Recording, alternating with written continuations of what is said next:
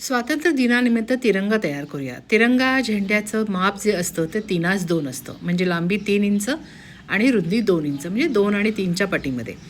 ह्या आपण आता आखून घेतलेला आहे आणि आता ह्यात रंग भरायला सुरू करूया. आपल्या तिरंगातील प्रत्येक रंग आपली वेगळी ओळख आणि संदेश देत असतो. केशरी रंग हा धैर्य, त्याग आणि निस्वार्थ भावना याचे प्रतीक आहे. देशाच्या सेवेसाठी आपण वैयक्तिक स्वार्थ बाजूला ठेवून निडरपणे काम करावे याची आठवण करून देतो हा रंग आपल्याला. पांढरा रंग जो आहे हा शांती, सत्य आणि पवित्रता याचे प्रतीक आहे. विचार, कृतीत दोन्हीमध्ये प्रामाणिकपणा राखणे, समाजातील ऐक्य, सौहार्द राखण्याची आपल्याला हा रंग आठवण करून देतो.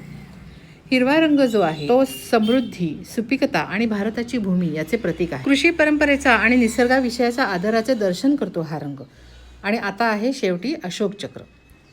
अशोक चक्र चालना आणि प्रगती याचं प्रतीक आहे. सतत पुढे जात राहते असं आपल्याला सुचवतंय. जय हिंद.